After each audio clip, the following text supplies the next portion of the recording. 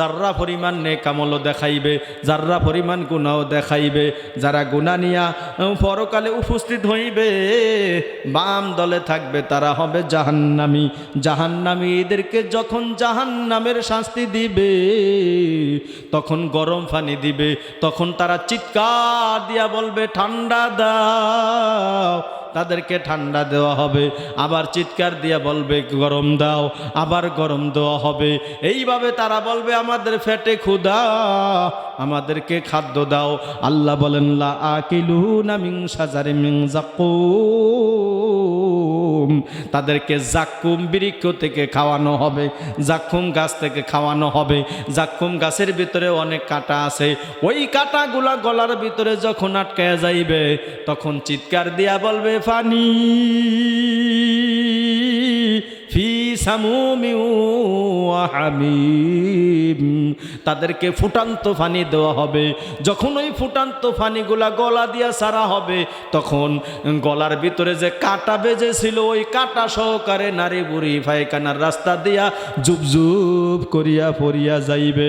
আল্লাহ বলেন লা ইয়ামুতু ফিহা ওয়ালা ইয়াহইয়া, তারা সেখানে বাঁচবে না এবং মরবেও না। কি যে উপায় হবে আপনি আমি কেউই জানি না।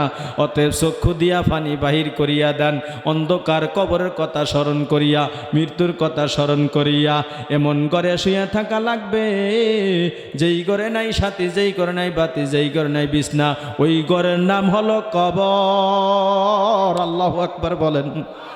ওই কবরের ভিতরে জাহান্নামের আগুন আসিয়া যাইবে, ওই কবরের ভিতরে ৯৯টা সাপ আসিয়া দংশন করবে, ওই কবরের ভিতরে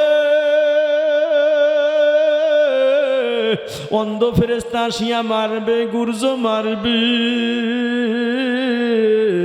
আপনার বাকি উপায় হবে, আমার বাকি উপায় হবে, কেউই জানি না। সাহাবায়ে কেরামের মধ্য থেকে হযরতে ওসমান গনি কবরের কাছে আসিয়া বেশি বেশি কান্না করতেন। সাহাবায়ে কেরাম বললেন জাহান্নামের কথাও শুনিয়া তো কান্দেন না, যে কবর দেখিয়া কান্না করেন। বললেন পরকালের গাঠি হলো ৫টা, প্রথম হলো কবর।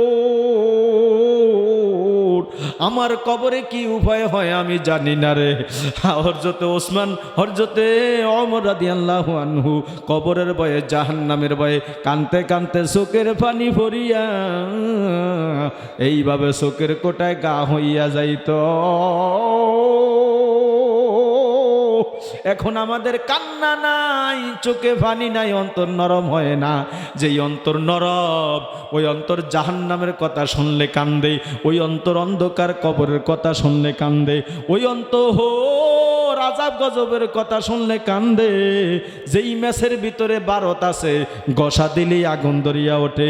যেই ব্যক্তির অন্তরে আল্লাহর মহাব্বত, ওই কবরের ভয়, জাহান্নামের ভয় আছে, তার কথা, জাহান্নামের কথা, কবরের কথা স্মরণ করলে, আল্লাহর মহাব্বতের কথা উল্লেখ করলে তার চোখে পানি আসে। কথা বলেন ঠিক কিনা? শরাবে মহাব্বত ফেলা দে খোদায়া, তু দরিয়ায়ে রহমত বাহা দে খোদায়া। সকলে বলেন আল্লাহুম্মা আমিন। একটা কথা বলে শেষ করে দিছি। আমি খুতবার ভিতরে একটা হাদিস তেলাওয়াত করলাম। ওই হাদিসটা হচ্ছে, নবী বললেন আমার সব উম্মতে জান্নাতে যাবে, কুল্লু উম্মতি ইয়াদখুলুনাল জান্নাহ ইল্লা মান আবা, যে অবাধ্য হবে সে যাবে জাহান্নামে। সাহাবায়ে কেরাম বললেন মান আবা, আল্লাহ রাসূল বললেন মান আতাআনি দাখালাল জান্নাহ, যে আমার অনুসরণ করবে সে জান্নাতে যাবে। আল্লাহু আকবার বলেন। ওমান আসানি ফাকাদ আবা, যে আমার নাফরমানি করবে সে জাহান্নামে যাবে। এই দুনিয়ার ভিতরে নবীর অনুসরণ করনেওয়ালা লোক কম না বেশি? কম, কম, অনেক কম। হাজার হাজার মানুষ নবীর অনুসরণ নাই, বিদুরবিদের পোশাক পরিয়া রয়েছে। কথা বলেন ঠিক কিনা? আল্লাহ নবী মুহাম্মদ সাল্লাল্লাহু আলাইহি ওয়াসাল্লাম বলেন আমার উম্মতের ভিতরে ৭৩ দল হবে। বলেন কয় দল? আর বনি ইসরাইলের ভিতরে ছিল ৭২ দল। কুল্লুহুম ফিন্নার, সব দল জাহান্নামী, জাহান্নামী, জাহান্নামী। সাহাবায়ে কেরাম বললেন এক দল থাকবে, কারা? রসুল বললেন মা আনা আলাইহি ওয়া সাহাবি, ও সাহাবিরা, আমি এবং আমার সাহাবি তোমাদের তরিকা অনুযায়ী রাষ্ট্রীয় জীবন, সামাজিক জীবন, পারিবারিক জীবন, ব্যক্তিগত জীবন যারা গ্রহণ করবে, তারা একদল নাজাত পায়া আল্লাহর জান্নাতে চলে যাবে।